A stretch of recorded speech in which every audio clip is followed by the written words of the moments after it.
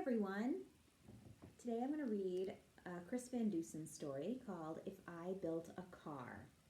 I chose this book today because it encourages a lot of creativity. It's a really fun book to read and listen to because it rhymes. And it might inspire you to create some art of your own, use your imagination. This is the If I Built series from Chris Van Dusen is my favorite of his. Chris Van Dusen is from Maine. He also wrote and illustrated the books Mr. McGee, Down to the Sea with Mr. McGee, and A Camping Spree with Mr. McGee. He's a really great author from Maine, very talented. So this is called If I Built a Car. I'm going to read it and then give you an activity to try at the end. If I Built a Car. And here's the end page. This book has lots of blueprints for its end page. These are called blueprints, these drawings. And scientists and engineers and carpenters and architects, they often sketch their ideas into blueprints like this, and often they include measurements. It's just to get their ideas down on paper before they actually start building or constructing something. So the little boy in this book, named Jack, he is starting to think about designing his own car. This is his story where his imagination runs wild. It was written in 2005. And here's Jack. He's on the cover too, of course. The star of the story is almost always on the cover. Here he is in his dad's car with his dog. Let's read. Jack, from the back seat, said to his dad, "This car is okay. This car is not bad. But it's just a car. Nothing great, nothing grand. It's nothing at all like the car I have planned. I'll work through the night to create a design, constantly analyze, tweak, and refine. I'll study jet rockets and look at old planes, contemplate buses and zeppelins and trains. To make it as smooth and as sleek as an eel, I'll borrow ideas from the Wienermobile. So sit back, relax, stay right where you are. It's time to reveal my spectacular car." What has he dreamed up? Let's see. You'll see that I've added a lot of neat things. Flush fender skirts and retractable wings. 3 headlights up front, 4 taillights in back, plus 2 giant fins like our old Cadillac. My brand new design will be curvy and round, with special jet engines that don't make a sound. I'll paint it bright colors with accents of chrome and top it all off with a plexiglass dome. This is plexiglass. It's sort of like really, really hard plastic. I'll build a safe car, just as safe as I can, because safety is job number 1 in my plan. It may look like steel from afar, you can't tell, but it's actually made of a polymer gel. A space-age concoction that I just invented, so in a collision, my car won't get dented. It simply absorbs what we happen to hit, and folks would be fine in the seats where they sit. See how it's almost like squishy, this gel he created? Keeps it safe for the passengers and for everything around him. Come with me now and I'll show you inside. I've put in a couch. It's comfy and wide. Plus a fireplace, fish tank, and here's something cool. The floor can slide open and look, there's a pool. This is not a kind of car I've seen before.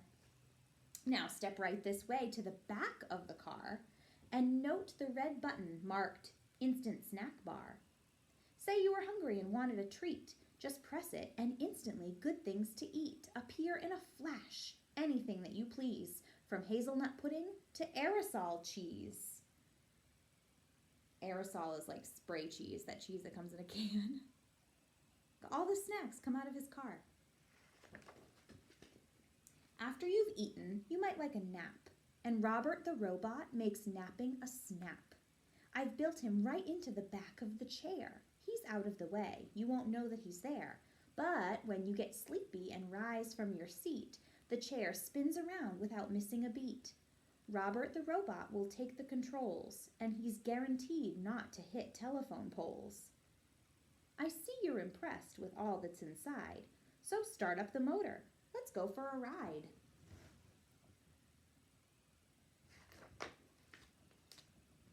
A car that smells good? Now that's something new. But if I built a car, that's just what I'd do. Inside the engine, I'll add a machine to capture the odor of burnt gasoline and change it to something more pleasing to noses, like blueberry muffins or freshly picked roses. Off it goes down the street with the nice aroma in its background. Now that we're cruising, let's head to the lake. There's no need to panic or slam on the brake. My car can do something that very few can. The fenders will float like a catamaran. We're skimming the waves and we're having a ball. But wait, hold your horses, 'cause that isn't all. Boating is fine till we get the urge to dive underwater. Then just hit submerge. Under the water they go. But before I keep reading, did you notice Mr. McGee? And there's Dee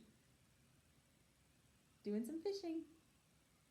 It's really fun to read books by the same author because you get to see these little sneak peeks like that. Mo Willems does it all the time. Sometimes he sneaks the pigeon into his Elephant and Piggy books. It's so fun to read lots of books by the same author. All right, so they've hit submerge. Here they are underwater. Robert will drive as we burble about. We can see catfish and we can see trout. We might even spy the shy stickleback gar from inside our fabulous waterproof car. Last but not least, the best feature of all comes down to a button that's shiny and small. Push it, and then in the wink of an eye, the car will take off. We'll be up in the sky.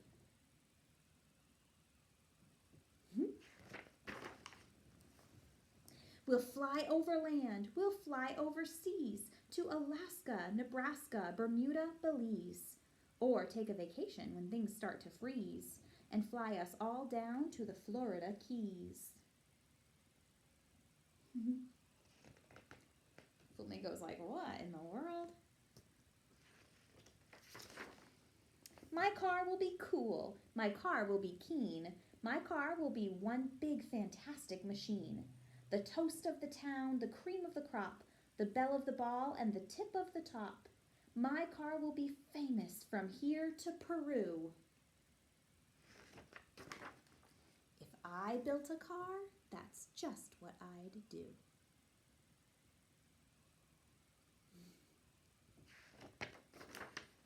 Here he is in his room with his flashlight and his imagination going. The final end page is a little bit more of the blueprints, getting that prototype a little more specific. See how this end page is different from the first one? I'm wondering if Chris Van Dusen, the author and illustrator, I'm wondering if he didn't want to give too much away before the book began. See how this is all just like outside of cars and it's really still looking like a car for the most part? But then we get to the end of the book after we've learned what Jack wants to do, and Chris Van Dusen puts this end page. See, it adds more detail about the stuff inside, like you see the robot in this blueprint. You see some of the other things that we read about, like it's flying. I think that was an on-purpose choice by Chris Van Dusen. I don't think he wanted to give too much away. But maybe he figured now that you're at the end, you knew what was in Jack's car. And then here he is. So I challenge you, get creative. If you built a car, what would your car look like?